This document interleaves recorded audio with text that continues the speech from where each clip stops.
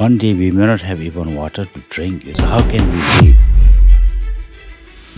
But the problem is, we as humans have a lot of greed. It means that you want to sell something. The responsibility comes at every end, every level. I should know the limit, right? But as humans, as I said, greed, no? More the demand, more the supply. More the supply, yes. But people don't have that limitations when everything is exhausted on this planet.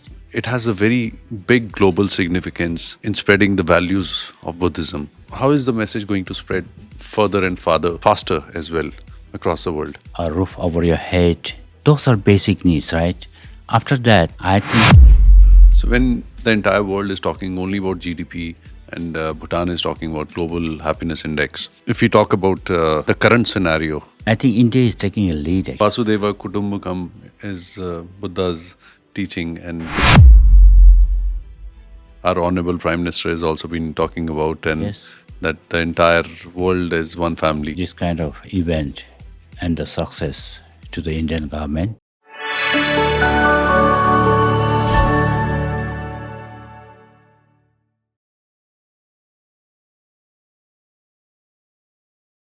I first want to thank you so much for coming and sitting with us for this short podcast episode where and on this special occasion, which is the Global Buddhist Summit, and it's the second one happening, and you've come all the way from Thimphu. Why is there so much of infrastructure developing across the world when we know that we cannot survive, a human race cannot survive without the ecological balance in the world? What is that reason? Of course, as I said, Bhutan, we are trying our best to maintain our environment. Of course, it goes along with the Buddhist philosophy also, you know. We have to take care of our environment because as much as we want, as humans, we want to live and survive. So does the environment has to survive also, right? They also have life, actually. We talk of simple things like insects, you know, like animals. Yes. They also have a life to live. So we don't want to encroach into their habitat, encroach into their environment and make them, you know, extinct or something like that. So we are all beings, actually, living beings. So from that point of view, it's a Buddhist philosophy that if you kill or if you harm somebody, it is a sin, right? So it's the same thing. We don't want to cut trees.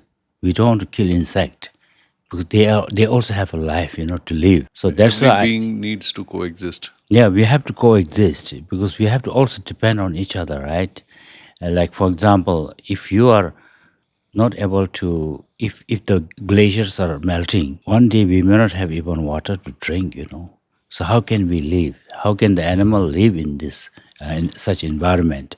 So it's like all interconnected, you know. So we have to coexist. In order to coexist, human beings will have to unite into one voice, and we must share our wisdoms, you know, Yes. and then we can coexist. Yes. Without understanding the problems that are being faced, both as a human and the environment, if we exhaust the resources that we have in the world, one day I think even human being will be extinct, you know, because by then there may not be anything for us to sustain. Yes. But the problem is, we as human have a lot of greed. You know, people say from need to greed. We have Yes. come to that stage now because of the greed. So I'm sure Professor Noam Chomsky, I think he's an MIT professor. One thing he said, I just remember, manufacturing consent. You must have heard that phrase, manufacturing consent. Yes. Yes. Yes. Huh? So I was just struck by that phrase. The corporations, the big multinationals, their agenda is to make money, right? Yes. In order to make money, you have to sell something, right? And you have to produce. They go into production. From where do they get the raw materials from production? From the earth.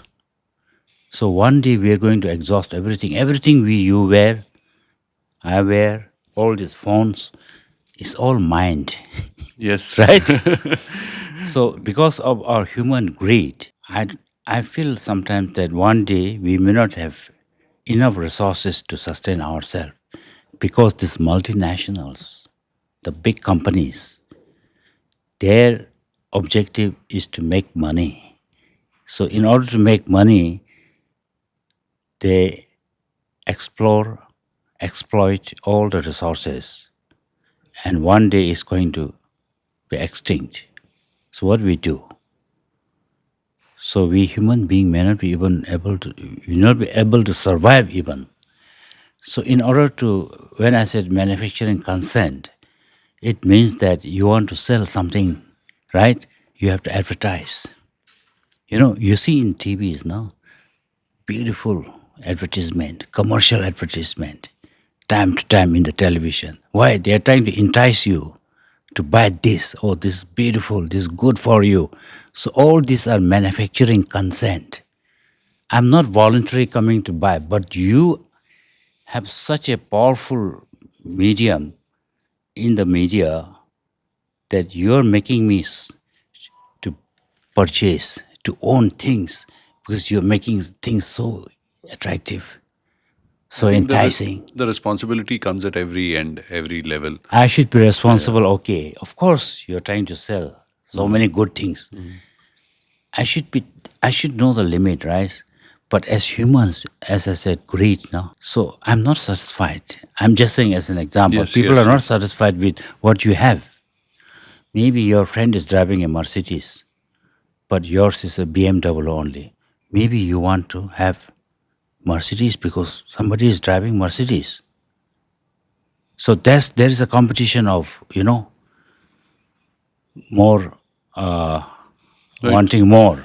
Wanting more and more, and So when you start trying to get more things, the pressure is coming back to the environment, And companies, they will love to sell you, of course. They don't mind. They'll keep on exploring and exploiting whatever is there in our planet. more the demand, more the supply. More to supply, yes. People have to take a decision, of course. If you are mindful, you will take it a very mindful decision, right? Oh, no, no, no. I think I shouldn't be buying this. I shouldn't be owning this. I know my limit. One should know the limit, but people don't have that limitations in their desire to get more and to earn more, right? So it's an endless game. So I'm not blaming the people who are producing or manufacturing, but because we are we as consumers have so much of appetite for so many things, so they are also like they have no choice but to satisfy your want, right? So that way I feel you at the end. I think what I'm coming back to is, can we sustain this human consumption? We cannot sustain. There will a time will come when everything is exhausted on this planet, and then we are back to square one, I think. But for now, I think the world is, I think we are not being mindful actually. We have to be mindful as to how we sustain ourselves, sustain our nature, our environment. So that's where we are just now. So when we talk about Buddhism in general, so Bhutan's India and Bhutan. So this relationship, it has a long history, and at the same time, it has a very big global significance in spreading the values of Buddhism. So how do you see it has evolved over the years, and today when we are sitting and talking about this summit, so how uh, how is the message going to spread further and farther and faster as well across the world? Of course, Bhutan is a very tiny country. We hardly have 730,000 only. The population, whole Yes, country's yes, yes. population. So, being very small, it doesn't mean we cannot have influence over other countries in terms of at least through our our philosophy. Like one is the gross national happiness. We value that people's happiness should be the prime, goal of the government. But it doesn't mean we do not look at the economy. You have, of course, you have to have sufficient food to eat, a roof over your head. Those are basic needs, right? After that, I think what the gross national happiness says is while economic development is important, but it shouldn't be at the cost of your culture, your environment, governance, you know. So Bhutan is trying its best to balance modern economic development and maintaining our own roots, our tradition, our customs, and of course, importantly, our environment. We are doing that. So we hope that a small country like Bhutan, if we are able to balance this economic development and preserving our own culture and environment, I hope the international community or other countries may be able to look at us and say, oh, yes, Bhutan is doing this. Why shouldn't we follow? I'm not sure whether we will be able to influence them, but we are just showing that's something that we are doing it right now. So we hope that our countries will look at us and see that there is some merit in what we are doing. So we are just hoping that people will, other countries may like to look at us. So when the entire world is talking only about GDP and Bhutan is talking about Global Happiness Index, and more than 60% of the area is covered by forests and natural habitat. Uh, During this day, this modern day, when we say that inflation is also rising across the world and the prices are also increasing day by day, and there is a lot of, I would say, uh, even in certain areas, there's some kind of war looming over natural resources, oil, and these kind of things. So, at this point, how does Buddha's teachings matter the most at this point of day, and how would the association of India and Bhutan can matter to the world as the center of, you can say, Buddhist friendship of Buddhist fraternity from this region to the world?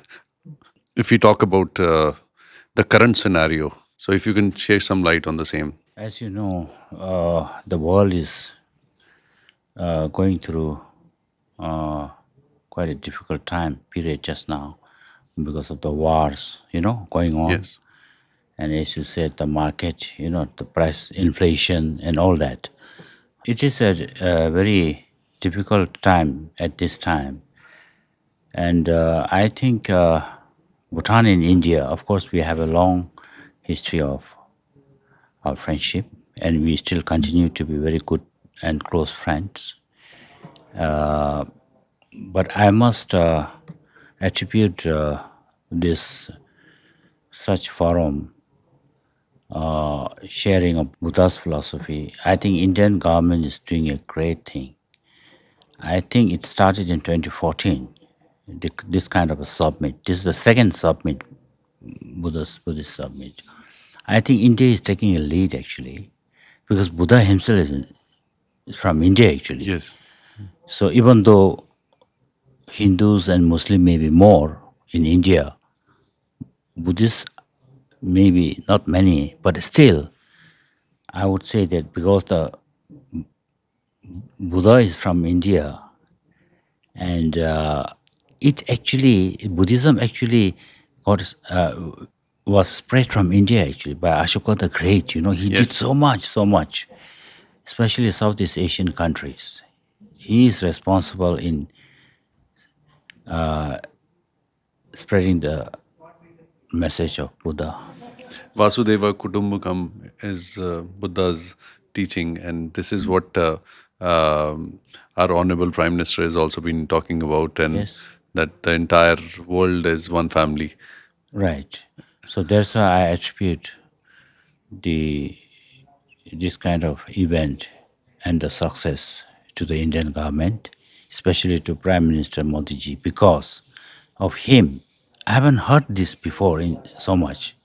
I never remember having to come to Delhi for a Buddhist conference and all. Maybe there was in the past, I don't know. But as far as I know, now it's becoming more regular and more sort of more pronounced, sort of. You know, I hope it will continue uh, such spreading of Buddha's message. And I'm sure it will have an impact because this is something we need now actually.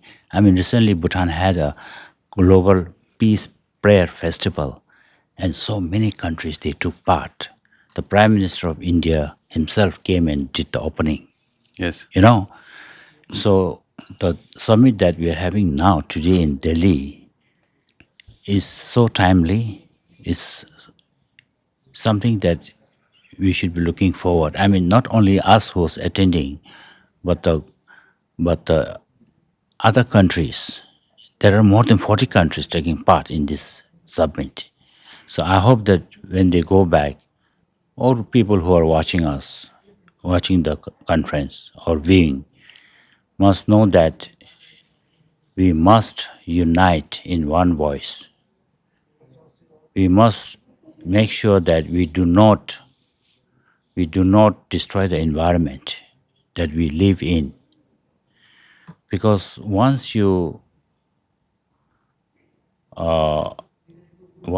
degrade our environment, I think it's the poor people who are going to suffer most, right? And the other one is, I think people, other countries are some very powerful countries. They try to impose their will to other countries, poor countries, powerless countries. I think they have lost their way of thinking that we are all interconnected after all. Yes. We are all connected. It should not be might is right. Yeah, the might is right philosophy is something is not going to be sustainable one day. Recently, you know that the Americans, they wanted to even take over countries and all that, right? Yes, yes. But when you do something like that, it's going to affect the other countries. You see, the relationship is going to be not in harmony. So, what this summit tells us is that we do not exist in isolation as an individual, as a nation. I think we exist in a world that is fully interconnected and we have to depend on each other. So the European took a stand this time. Yes. So They had to. they are united. They are united. They have a united voice. Yes. That's what this summit is saying. You must have a united voice. Uh-huh. If you have that, you can exist together, happily. Yes. There will be harmony. So I hope other leaders will learn from the recent meeting in Davos, and plus, this is the summit that exactly is what it tells us is that we all are existing in the same, Coexisting in harmony, and it should be like that. yeah. We cannot you cannot isolate yourself and say I am the most powerful, so I can do whatever. No, you may be able to do it today, but after some times it's going to backfire because you cannot exist all alone. You must have to depend on others to for your own survival. I think universal coexistence is the key to harmony.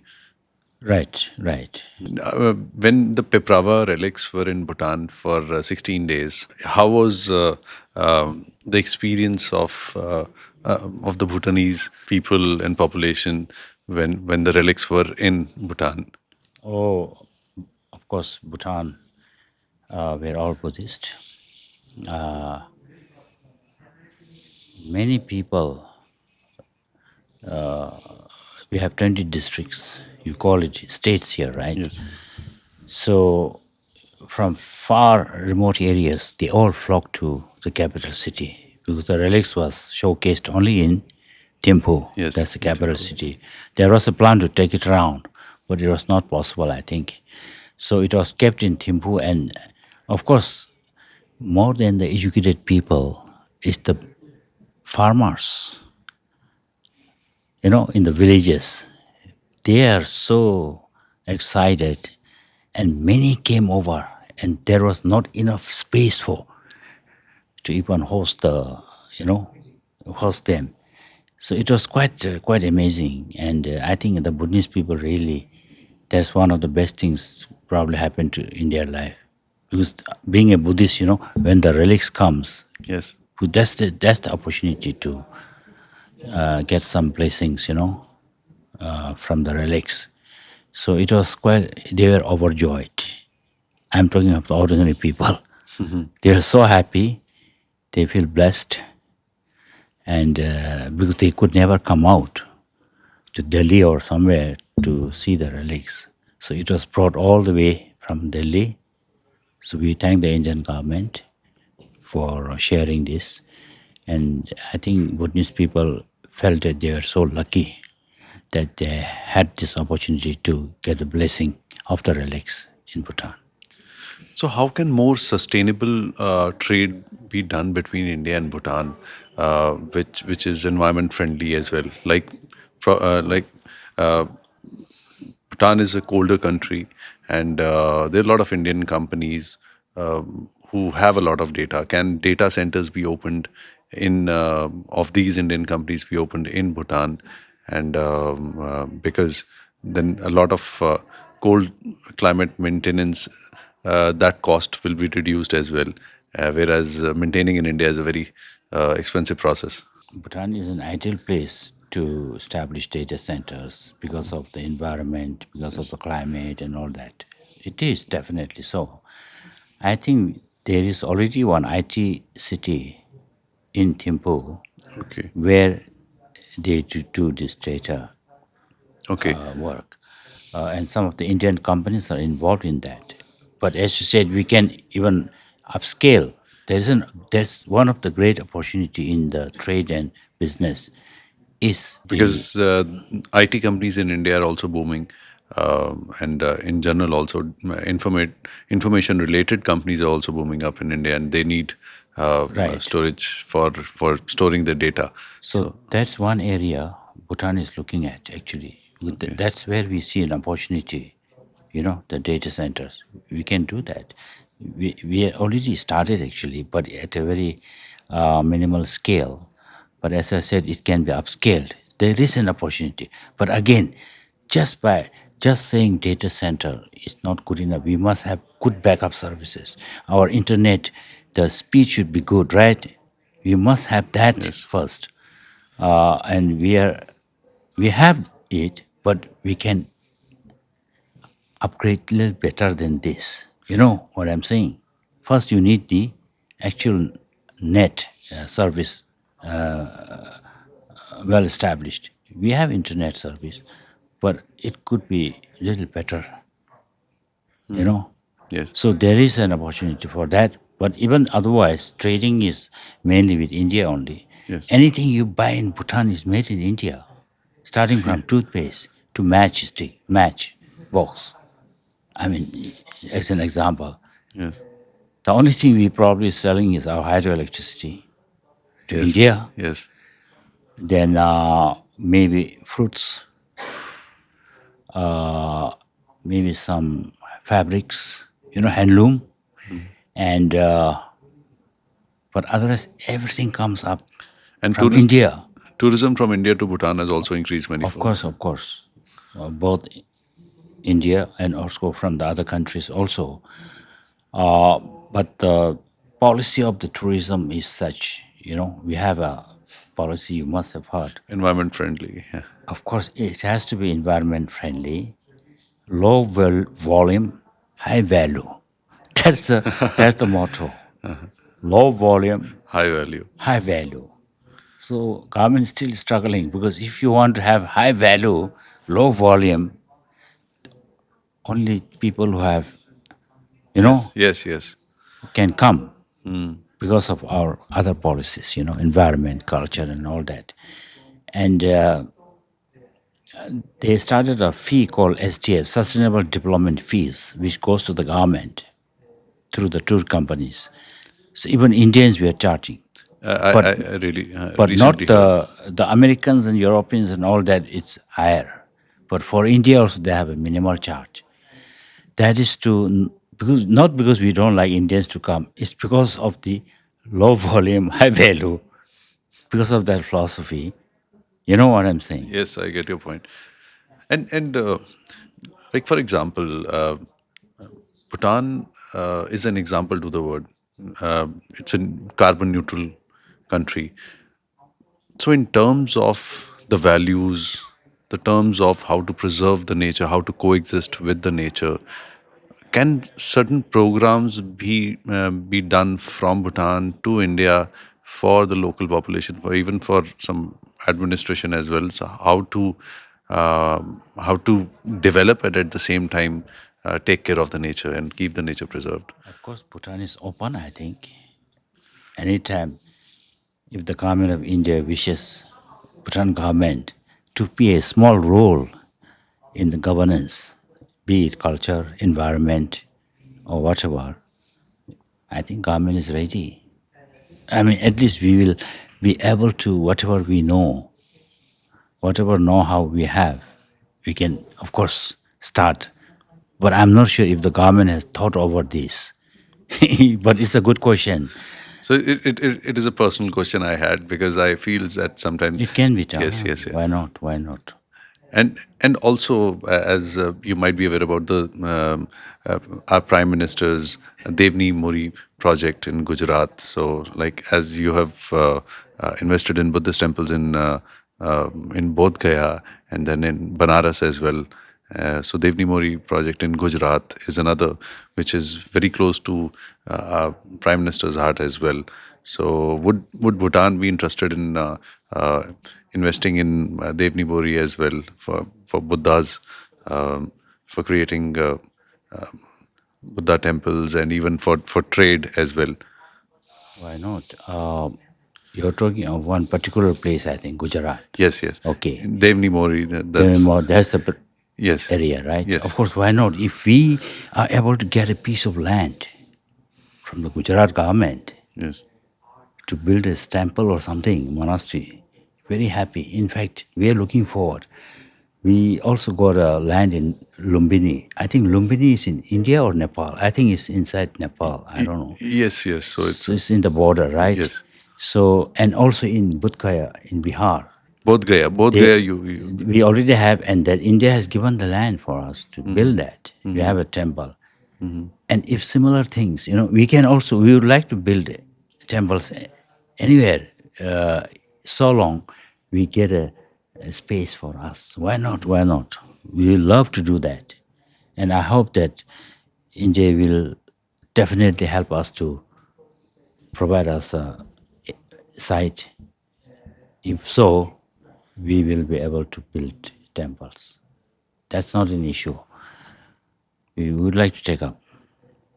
thank you so much, Yeah. sir. Thanks a lot for your time, and it was a very amazing conversation with you. And personally, I learned how the way Bhutan thinks, and the best part is that the coexistence is very important. If everything will coexist together, then only the universe will be in harmony. So then only the humans will be in harmony. You're right, of course. That's why this summit is quite interesting, actually. I just as a participant, I'm learning also quite a bit from the great lamas, sanghas. Yes. So for us, for me, it's also a learning. And as you said, yes, if the country thinks, other countries thinks that they can exist all by themselves, I think they're wrong. Yeah, Yes. because one day it's going to catch up, and because you cannot live alone.